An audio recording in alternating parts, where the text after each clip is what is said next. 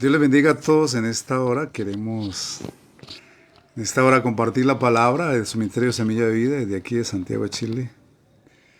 Y seguir con el tema que nos ha venido ocupando estos domingos. Este libro tiene 4 capítulos, así que serán 4 ministraciones, 4 enseñanzas acerca de este tema. Así que un abrazo para todos los hermanos, amigos que en las naciones nos conectan, los compañeros, los consiervos que en las naciones se conectan y semanalmente nos acompañan viendo la palabra. El propósito es que sean edificados a través de la bendita palabra y que muchos sean bendecidos y que el nombre de Dios sea glorificado a través de su bendita palabra y todos sean edificados y bendecidos a través de ella. Eso es lo que nos asiste y nos proponemos con nuestro ministerio de la palabra a través de estos medios. Un saludo para todos los hermanos que se conectan, que van a recibir el video, para todos aquellos que lo verán después. Y un saludo muy especial a las naciones desde la Patagonia hasta Alaska, donde algunos hermanos y amigos en las naciones nos sintonizan. Aquí en Santiago de Chile, en todo Chile, en el Perú, en Colombia, también a mi familia. En Argentina, los hermanos, en Centroamérica, México, República Dominicana, donde están llegando algunos hermanos. Y donde quiera que Dios permita llegar esta señal a través de estos medios también en Venezuela y donde Dios disponga. Un abrazo para todos. Y queremos seguir hablando. Hemos analizado que este libro de Jonás lo podemos llamar un libro de gracia. Es una demostración de la gracia en el Antiguo Testamento. Dios a través de este libro nos enseña que Él es un Dios de gracia. Y la gracia es el don inmerecido. Por eso Jonás representa a alguien que de alguna manera fue alcanzado por la gracia de Dios. Fue perdonado y restaurado por la gracia de Dios. Y actuó en él la misericordia y la gracia. Recuerde que, para recordarles un poco, Dios nos trata o Dios se relaciona con nosotros por medio de 3 aspectos: la misericordia, por la gracia y por la justicia. Por misericordia no nos paga conforme a nuestros pecados y a nuestros errores o equivocaciones. Por gracia nos da lo que no merecemos: el perdón y la restauración y la vida, la sanidad, la salud, el ministerio. Y por justicia nos paga según nuestras obras. Conforme a lo que sembramos, nos paga. Dios los bendiga a todos. Y aquí vemos una demostración de gracia. En los primeros 2 capítulos vimos la primera parte, Jonás, un profeta que se desvió del propósito de Dios. Un profeta navegando en contra de la corriente y la voluntad de Dios. En la segunda vemos el proceso, el capítulo 2, nos vemos cómo Dios procesa a Jonás para restaurarlo. Y en el capítulo 3, Dios lo vuelve a usar. Dice capítulo 3:1, vino palabra de Jehová por segunda vez a Jonás diciendo, levántate y ve a Nínive, aquella gran ciudad, y proclama en ella el mensaje que yo te diré. Y se levantó Jonás y fue a Nínive conforme a la palabra de Jehová. Y era Nínive ciudad grande en extremo de 3 días de camino. Padre, bendice tu palabra en esta hora, a tus hijos, a tu pueblo, donde quiera que esté. Queremos, Dios mío, ministrar tu palabra conforme a la sabiduría y la gracia tuya, amado Espíritu Santo, y que se cumpla el propósito con el cual ejercemos el ministerio y con el cual esta palabra ha sido dada, en el nombre de Jesús. Amén. Una demostración de que Dios restaura a Jonás, como una evidencia que podemos decir que Dios restauró y perdonó y levantó y restauró a Jonás después de su pecado, desobediencia y su rebeldía contra la voluntad y el propósito de Dios, incluso de su llamado, porque sabemos que Jonás no quiso hacer caso al mensaje que Dios le dio, a la palabra y a la comisión que Dios le dio, de ir a predicar a Nínive para ver si se arrepentían. Entonces él vuelve, Dios le da la segunda vez la palabra, o sea, Dios es un Dios de oportunidades y le da a Jonás la oportunidad de volver a ser útil. Porque en el capítulo 2 dice, en el capítulo 2, versículo 4, entonces dije, desechado soy de delante de tus ojos. Él se sentía desechado, que ya no servía, que había pervertido el propósito de Dios y que había desobedecido, por lo cual no merecía ser usado nuevamente. O sea, había perdido el ministerio. Para él, el ministerio se había perdido, porque obviamente no ha cumplido la voluntad de Dios. O sea que como quien dice, me echaron. Yo siento que el jefe canceló el contrato. Pero la Biblia dice que el llamamiento y el ministerio son irrevocables. Los dones y el llamamiento son irrevocables. Así que aquí se nota que a pesar de la falla de Jonás, sin embargo Dios lo perdona, lo restaura, lo procesa para que él reconozca y finalmente Dios en ese proceso de arrepentimiento, ese proceso de humillación, Dios lo restaura, lo salva de morirse en el mar, lo salva y lo trata en el pez, en el vientre del pez, le da la vida, hace un milagro de vida, porque la verdad que ese proceso de los 3 días en el vientre del pez y en el agua fue un milagro salvífico de Dios. O sea, Dios lo salvó literalmente, porque pues obviamente que Jonás estaba abocado a una muerte segura. Era de seguro que él iba a morir. Entonces no tenía esperanza. Pues el mismo capítulo 2 nos dice cómo se sentía él. Sin embargo, todo tenía un propósito. Es importante entender que Dios tiene el control y Dios tiene un propósito de todas las cosas. Así que a veces pareciera ser que no, pero el propósito de Dios está por encima de todo y Dios cumplirá su voluntad y nada se sale de su voluntad. Entonces, como Jonás era un siervo de Dios con llamado y con compromiso, porque eso es importante entenderlo, cuando el hombre de Dios, el siervo de Dios, tiene un llamado y se comprometió a servirle, de ahí para adelante hay un compromiso serio con Dios. O sea, los compromisos con Dios son muy serios. Y hay que pensarlo bien antes de comprometerse. ¿Por qué? Porque Dios no tendrá por inocente al culpable. Si alguien decide tirar el ministerio, pues ya va a tener problemas. ¿Por qué? Porque se comprometió con Dios. Y Dios cumple sus compromisos y espera que nosotros también los cumplamos. Y hay otro tipo de exigencia, otro nivel de exigencia. Por eso es que Jonás tiene que ser procesado para ser restaurado al propósito de Dios y al llamado. Y uno de los testimonios por los cuales Dios demuestra que restauró la vida, el ministerio, la relación con Jonás y el llamado, es que nuevamente lo comisiona a la labor. Antes no lo quiso hacer, ahora lo va a hacer. ¿Por qué? Porque Dios es un Dios de oportunidades. Dios ha podido buscar a otro profeta. Dios en ese sentido no tiene problemas. Él se provee de personas, de medios, de circunstancias, se provee de elementos, de instrumentos para hacer su voluntad. Si alguien se dispone, Dios lo usa.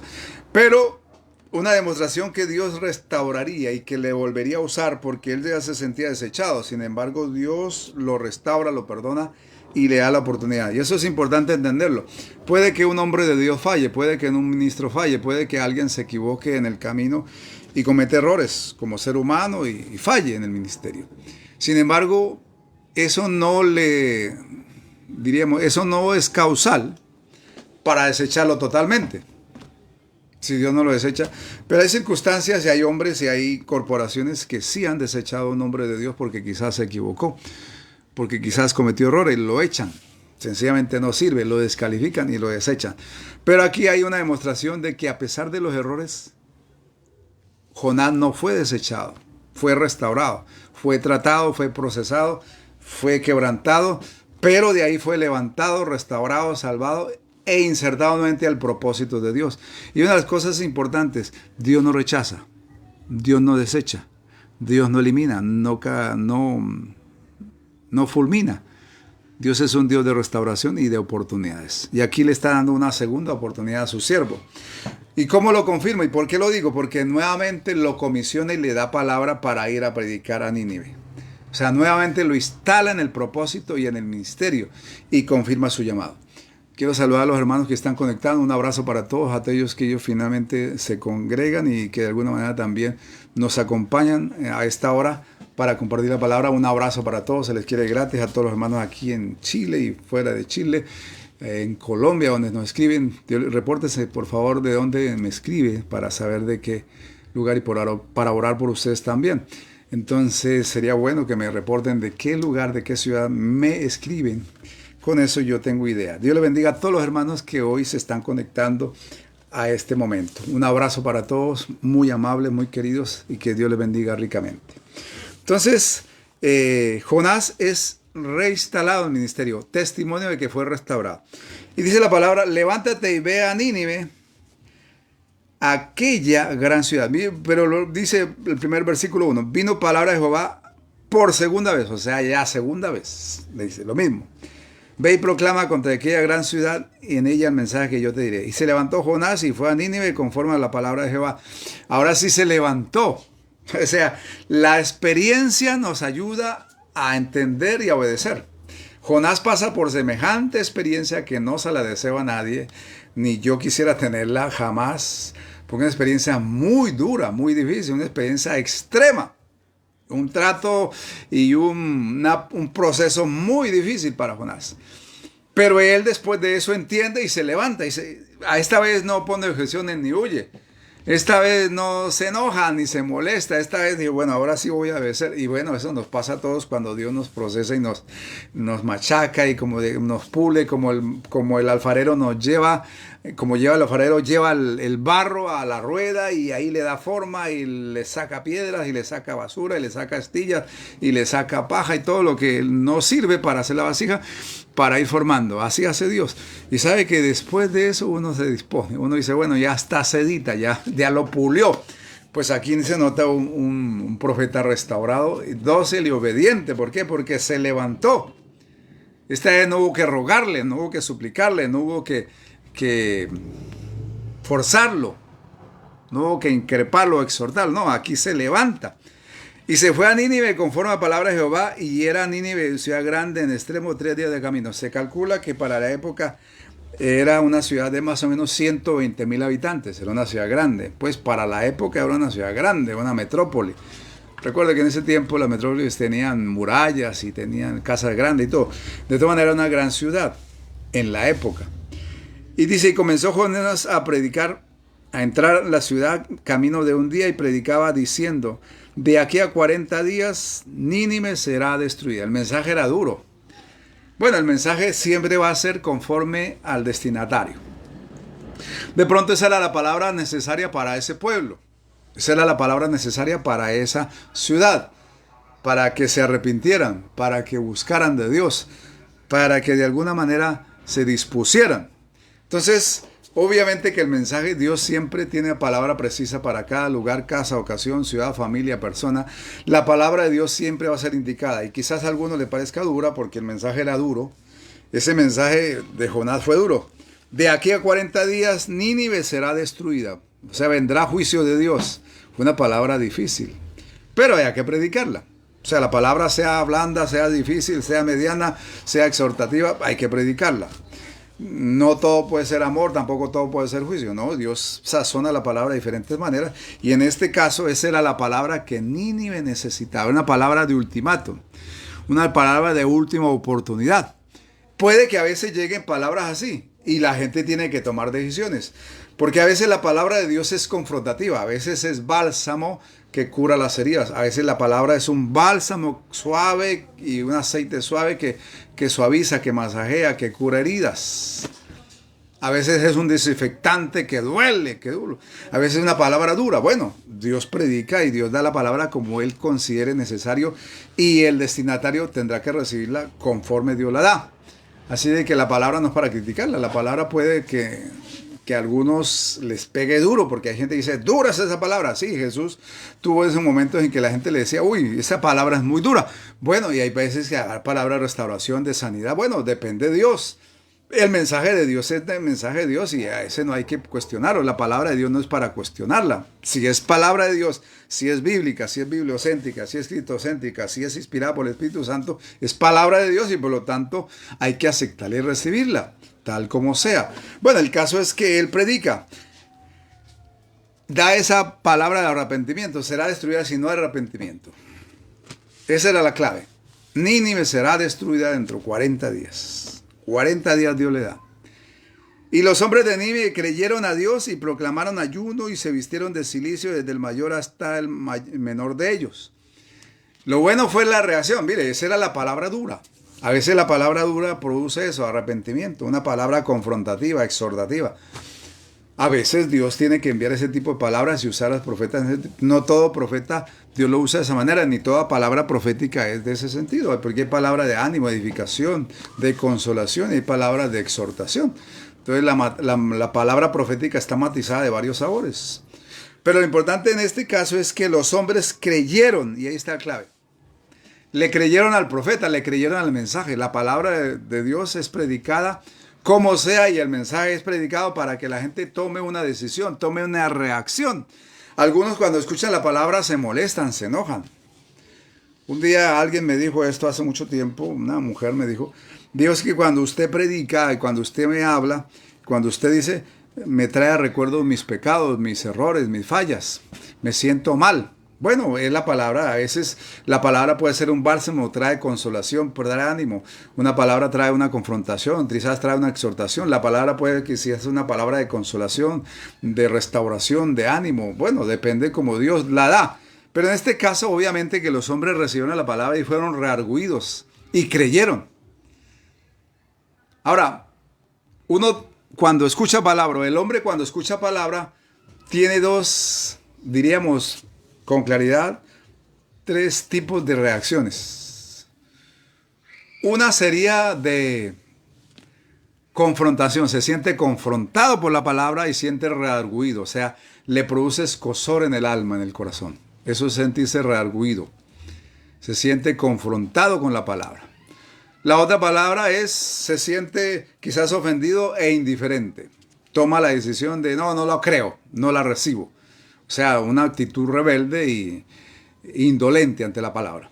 Y la otra es de total indiferencia. No me importa. Como hacen otros, hacen así. Esa señal, como hace una amiga íntima que conozco, mi esposa, me dice, le digo cosas y me hace así. Pero algunos no les importa. O tratan de ser indiferentes. Y otros definitivamente dicen, decido no creer. Pero aquí el caso es que los hombres decidieron creer. Uno toma una de las tres decisiones. O cree y se interesa porque está siendo confrontado. O se hace indiferente para no hacerse responsable. O decide no creer. Porque lo confronta, porque quizás para evadir la situación. Pero bueno, en este caso, a la predicación del profeta, los hombres creyeron. Que eso es lo que se espera y lo que Dios quiere, que el hombre crea. La palabra es predicada para creerla, no para cuestionarla, no para colar el mosquito, como dicen. Sino la palabra si es bíblica, si es bibliocéntrica y es cristocéntrica y tiene correcta doctrina, la palabra no es para cuestionarla. La palabra no es para buscarle matices diferentes. La palabra es para creerla. Por lo tanto, ellos se creyeron a Dios. ¿Y cuál fue la manifestación de su fe? Que proclamaron ayuno y se vistieron de cilicio desde el mayor hasta el menor de ellos. Por eso es importante, la palabra se predica, y sí, hay que predicarla. Nos quieran oír o no nos quieran oír, nos toca predicarlo. Y un día me decían eso, me cuestionaban a mí como a los predicadores, a los pastores. Pero ¿por qué tienen que predicar si no los queremos oír? Igual, ¿por qué? Porque primero está el llamado y está la voluntad de Dios. O sea, la voluntad de Dios es que nosotros prediquemos, los que decimos llamados a predicar. Ahora, predicamos obviamente para persuadir a creer, para que la gente se confronte con su realidad y con Dios. Obviamente que esa es la intención y el deseo, pero a veces puede que no guste, a veces puede que sea indiferente. Bueno, pero hay que predicar. Sí, hay que predicar, ¿por qué? Porque es el mandato. A eso fuimos llamados y por eso el evangelio sigue siendo predicado y seguirá siendo predicado hasta que Cristo venga. Ya después de que Cristo venga, pues ya será otro asunto. Ya extrañarán los predicadores en las calles y en las ciudades. Por ahora, será bueno que nos escuchen. Entonces la palabra se predica y estos hombres tuvieron una buena actitud, creyeron. La mejor actitud cuando se predica la palabra es creerla. Bueno, y uno tiene discernimiento del Espíritu Santo para saber si lo que se está diciendo es de Dios o no es de Dios. Si es conforme a la palabra. Por eso es importante también ser estudiosos de la palabra para que cuando nos prediquen tengamos claridad que lo que nos predicaron es conforme a la palabra. Entonces estos hombres creyeron y el testimonio de haber creído fue que se arrepintieron y proclamaron ayuno y se vistieron de cilicio, una especie cultural, una costumbre de aspecto cultural costumbrista, de que se colocaban cierto tipo de vestido más oscuro, como para, de gris o negro, como para manifestar que estaban acongojados y en ayuno. Era una forma cultural. Dice del mayor hasta el menor. Dice, llegó la noticia hasta el rey, o sea, hasta la cabeza de Nínive, y se levantó de su silla, se despojó de su vestido y se cubrió de cilicio y se sentó en ceniza. Este hombre tuvo una manifestación exterior de arrepentimiento, y eso es lo que Dios quiere. El arrepentimiento también se nota, no solamente el interior, sino también afuera. ¿Eso por qué? Porque el testimonio es el fruto de lo que estamos haciendo. Y estos hombres dieron testimonio, se arrepintieron. Quiera Dios que lo que predicamos produzca eso. El resultado que Dios quiere. En este caso, el propósito de Dios con este mensaje a través del profeta Jonás era que ese pueblo se arrepintiera. ¿Por qué? Porque obviamente Dios no quería castigarlos, Dios no quería eliminar esa ciudad ni a sus habitantes. Dios no quería destruir, porque Dios no quiere la destrucción del hombre. Dios lo creó y no quiere que el hombre se pierda. Dios no quiere que el hombre sea destruido. No, Él busca su autodestrucción, pero Dios, de parte de Dios, no está el plan de Dios. Por eso Él le hace la advertencia. Ahora, si este pueblo no se arrepiente, pues la sentencia se cumple, porque los juicios de Dios son fieles y verdaderos, y se cumplen, sí o sí. Pero Dios le dice, bueno, si se arrepienten, obviamente se salta el principio del perdón, porque el primer paso hacia el perdón es el arrepentimiento, el reconocimiento de los errores, las fallas del pecado y el arrepentimiento. Eso evitará el juicio de Dios, y eso es un principio fundamental. Puede que uno esté en peligro, pero si uno se arrepiente, si el hombre se arrepiente, confiesa su pecado, se restaura, se evita el juicio. ¿Por qué? Porque estos hombres, hasta el rey llegó la noticia y él proclamó ayuno sobre él, y se hizo proclamar y anunciar en Nínive por mandato del rey y de sus grandes, diciendo: hombres y animales, bueyes y ovejas no gustarán cosa alguna, y no se les dé alimento ni beban agua, sino que cubran de cilicio hombres y animales y clamen a Dios fuertemente. Conviértase cada uno su mal camino y rapiña que hay en sus manos. ¿Quién sabe si volverá y se arrepentirá Dios y se apartará el ardor de su ira y no pereceremos? Proclamó ayuno. Tremendo, hizo ayunar hasta a los animales, por las pobres gallinas y por ellos, pues obviamente, ¿qué estará haciendo? ¿Qué pasó? Que hay huelga de hambre aquí, que nos dan comida hoy. Imagínense.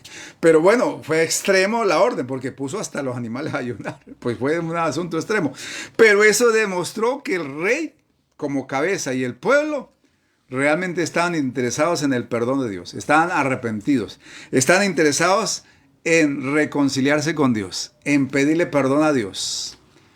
Seguramente, y históricamente sí, esa nación tenía muchos pecados, porque la Asiria era una nación invasora, que durante años había invadido, era un imperio, que había invadido varios países, y tenía esclavos, y tenía ciudades y pueblos colonizados, a la mala, o sea, por obligación, en guerra.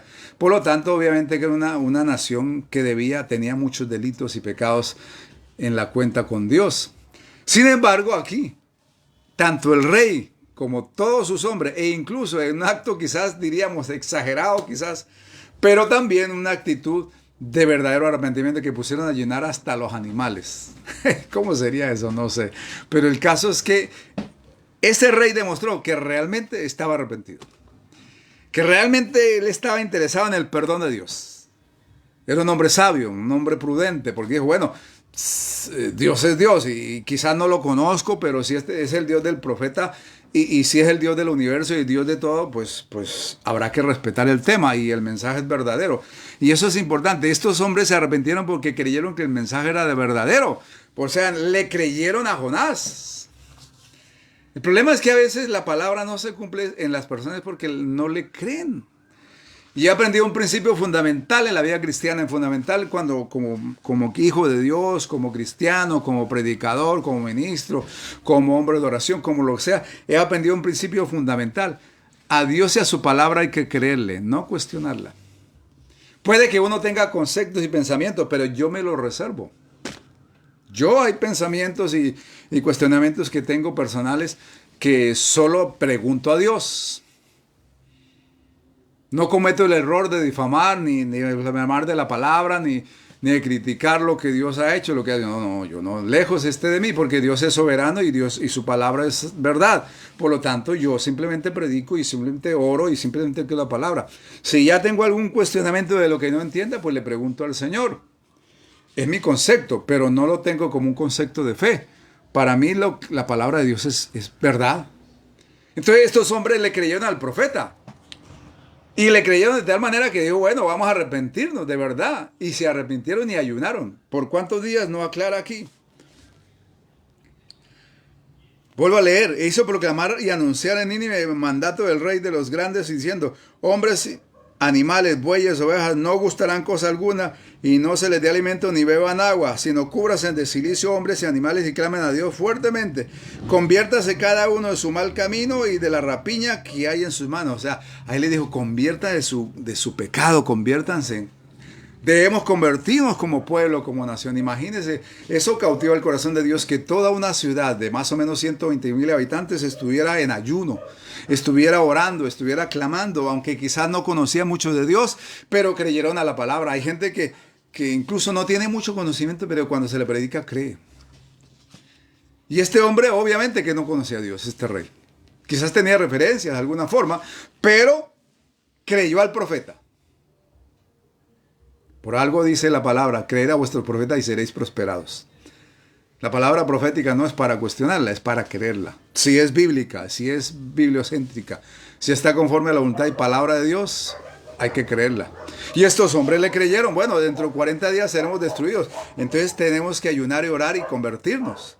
Conviértase de su mal camino y de su rapiña y de todos sus delitos. Y ellos dicen, conviertan, en otras palabras, cambien de vida. Porque el fruto del arrepentimiento es el cambio de vida, novedad de vida. Por lo tanto, ese arrepentimiento fue genuino. Fue auténtico, genuino. Entonces, importante es entender un principio aquí básico del arrepentimiento. Quien cree se arrepiente. Si uno no creyó. Y la convicción que trae la palabra produce arrepentimiento, produce conversión, produce cambio. Necesitamos creer la palabra. Yo se lo digo sinceramente. Evito adherirme a comentarios que van en contra de la palabra. Evito adherirme a comentarios o argumentar a favor de alguien que de pronto tenga cuestionamientos con la palabra. Trato de evitarlo y si tengo que aclararlo, se lo aclaro, porque respeto la palabra de Dios. Porque la creo. Puede que uno tenga pensamientos de lo que pasa en la vida y tenga criterios y tenga ideas y tenga análisis y razonamientos. Es lógico, es humano, porque Dios nos dio razonamiento para razonar y pensar, y reflexionar, meditar. Y quizás tengamos preguntas, pero nunca para cuestionar. La palabra de Dios para creerla. Y estos hombres, aunque no tenían mucho, creyeron a la palabra. Y creyeron de tal manera que se arrepintieron. Y se arrepintieron con clamor y ayuno, dice la palabra. Clamen y oren.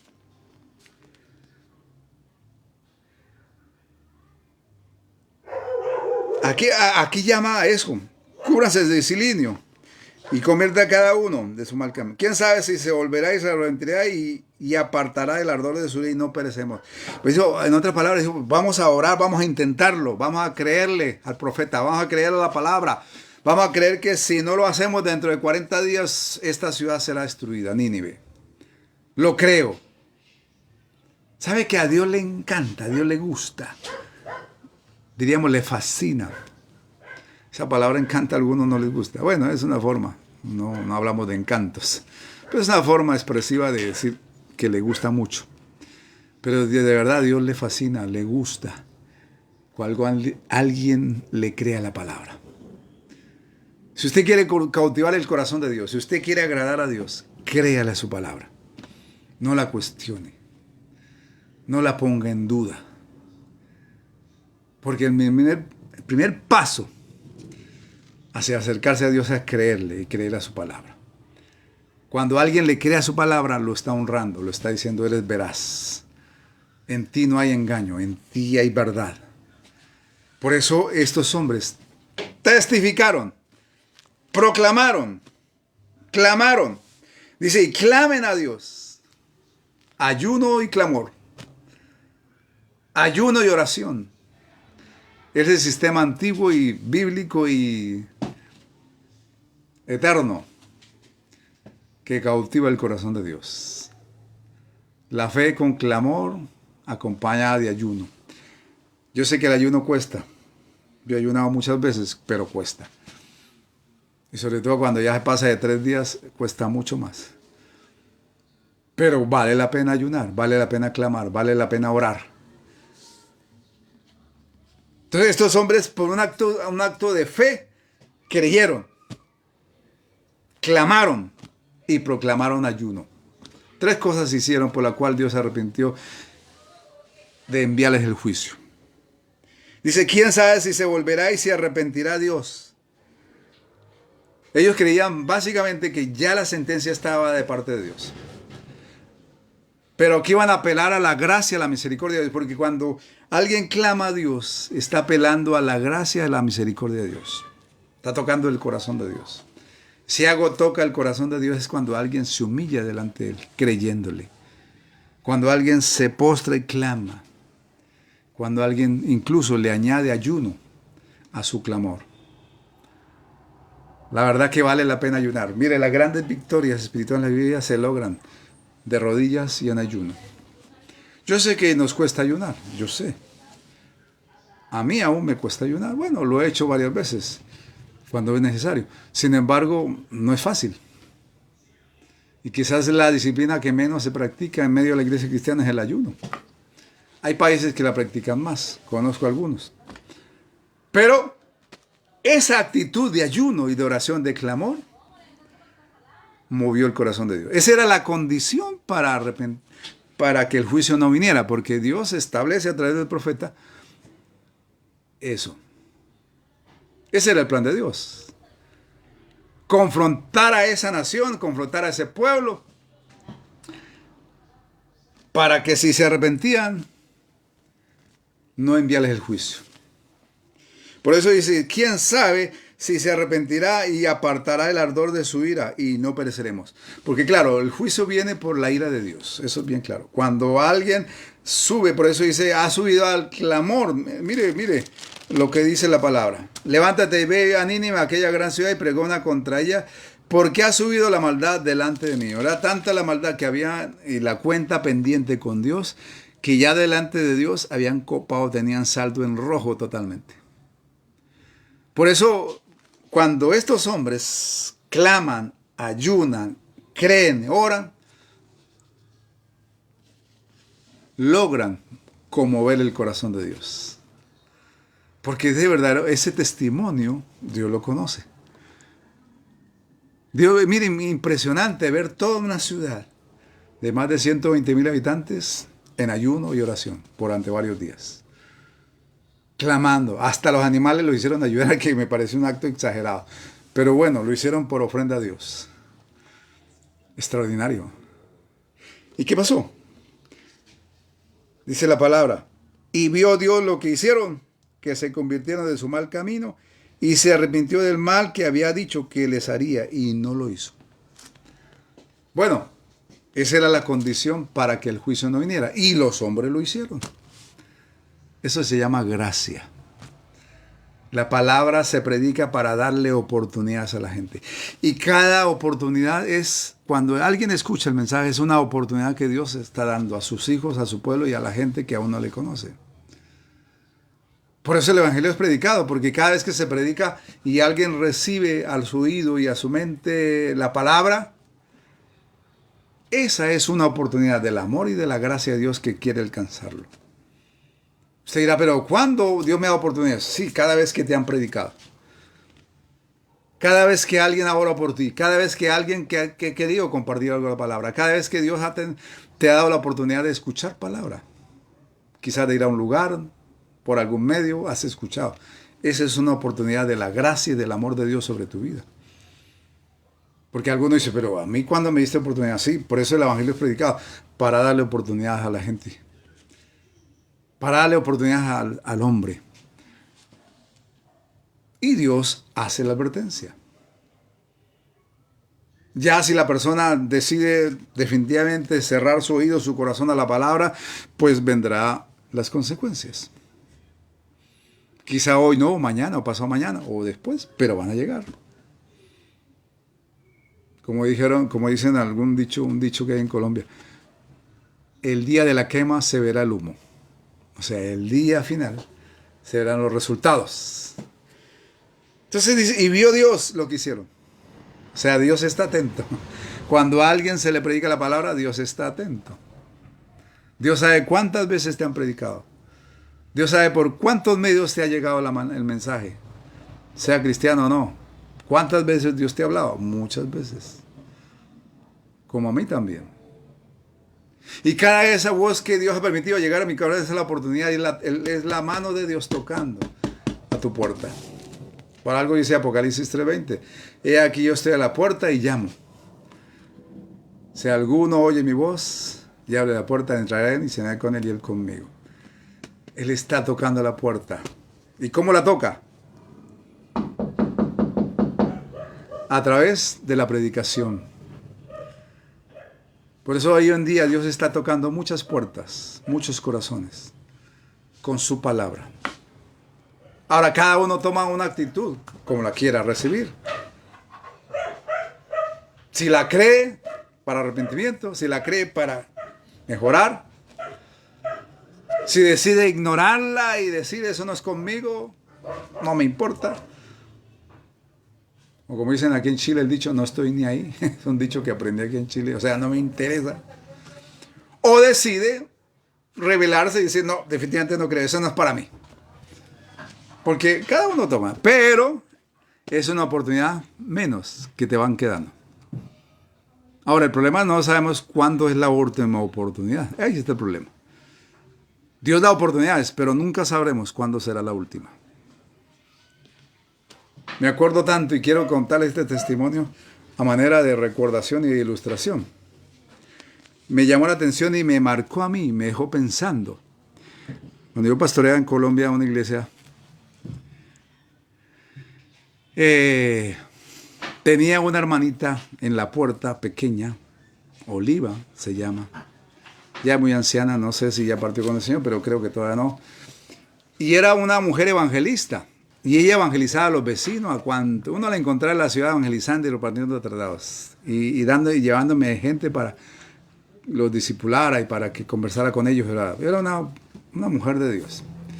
Y entonces, ella tenía un vecino llamado José, un joven. José era un vecino y la hermanita Oliva siempre lo evangelizaba y lo invitaba a la iglesia. Y siempre le insistía a su vecino. No, abuelita, después. Hasta que un día estábamos en el culto del dominical en la mañana y José con otro amigo pasó por frente del templo, de la iglesia donde estábamos predicando y pastoreando y en culto el día domingo de la mañana. Y la hermana Oliva estaba en la puerta y vio a José. Y fue y lo saludó y lo abrazó y lo agarró del brazo para entrarlo al culto. José, hoy es tu día de salvación, es un día de oportunidad. Ven para acá, entra a la iglesia. No, abuelita Oliva, estoy muy ocupado, tengo que ir a hacer un trabajito y ya vengo. No, es tu día de salvación, ven y entra. Y después va, Dios, no, después voy. En media hora vuelvo, ¿vale?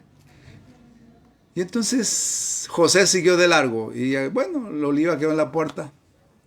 A los pocos minutos escuchamos unos disparos. A mí me preocupó porque como a unos pocos metros de la iglesia se escucharon varios disparos. Fueron 5 disparos, se escucharon. Y Oliva, que estaba en la puerta, dijo, pastor, lo mataron. ¿A quién? Dije yo. A José. ¿Y quién es José?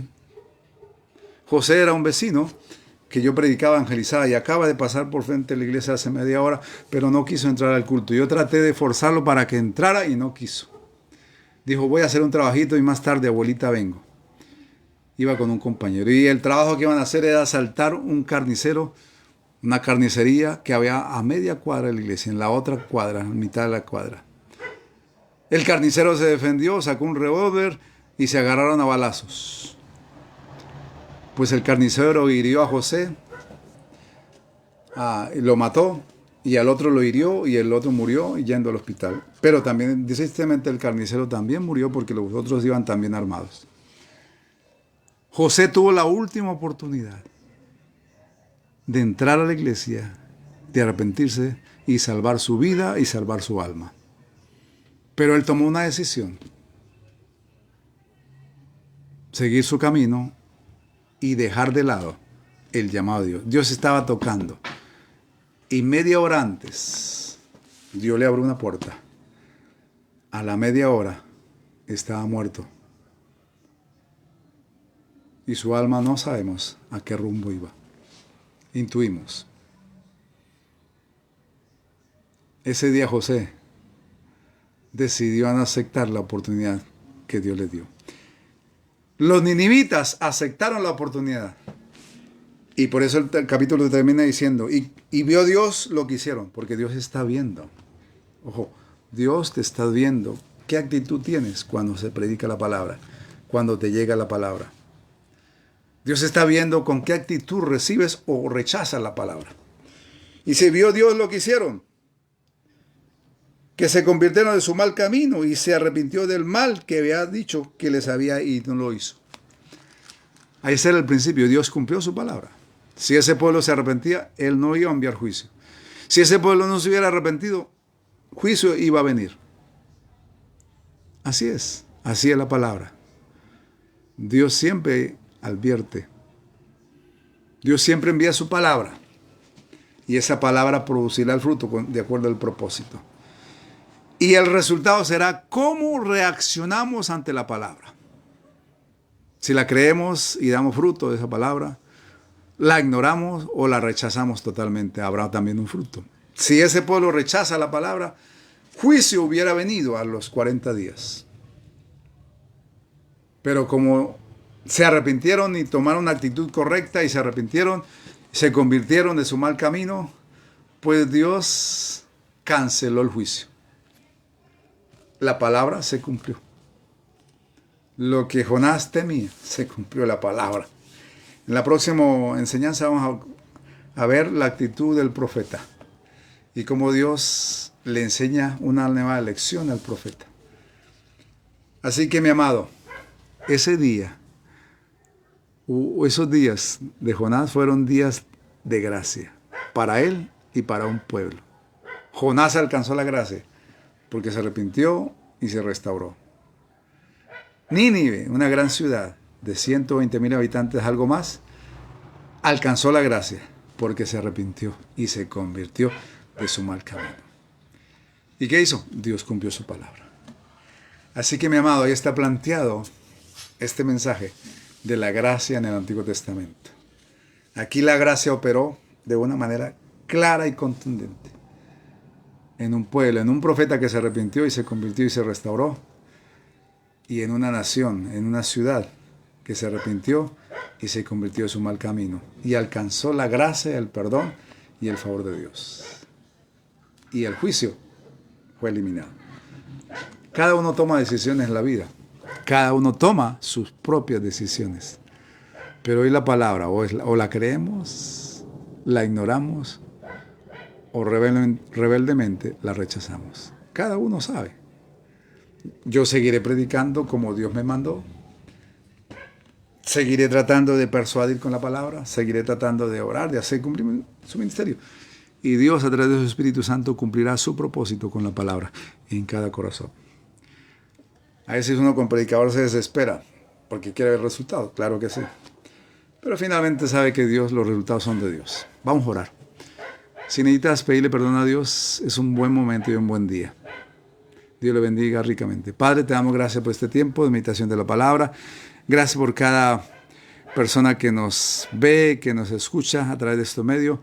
Bendícele, Dios. Cada uno de los que se han conectado, te pido que bendiga sus vidas, sus casas, sus familias, que nos apoyan. Bendice su ministerio, bendice su liderazgo, bendice su vida, sus hijos. Bendice a cada familia representada a través de sus hermanos y amigos. Bendícelos, prospéralos. Que tu gracia esté sobre ellos y tu misericordia los acompaña. Que tu palabra produzca en ellos vida, sanidad, salud, salvación, produzca restauración, produzca ánimo y paz en sus corazones, Dios mío. En el nombre de Jesús, bendice a cada hermano que gentilmente y amablemente comparte la palabra y de alguna manera también comenta y nos bendice a través de los mensajes, a través de los chats. Dios mío, bendícelos, Padre, en el nombre de Jesús. Y gracias porque sé que la palabra cumplirá su propósito y tus hijos serán bendecidos a través de ella, en el nombre de Jesús. Gracias por este tiempo de meditación y de enseñanza. Para gloria de tu nombre, estamos y hacemos, Dios. Permítenos, Dios de la gloria, dar fruto para servirte mejor. Y ayúdanos, Dios mío, siempre a creer tu palabra y a proclamarla con seguridad y con gozo, en el nombre de Jesús. Amén. Un abrazo para todos los amigos y hermanos que se han conectado, la familia, todos aquellos la familia cristiana que se ha conectado y que ha recibido la palabra. Que Dios les bendiga ricamente. El próximo domingo, Dios mediante, estaremos terminando con el libro de Jonás. Y tiene muchos, les invito el próximo domingo, no se lo pierda, que este capítulo tiene cosas extraordinarias que es para la vida del cristiano. Que Dios les bendiga a todos y un abrazo. Y recuerde, comparta el mensaje con otros para que la palabra corra y Dios sea glorificado entre ellos y muchos sean bendecidos. Que Dios los bendiga y hasta la próxima.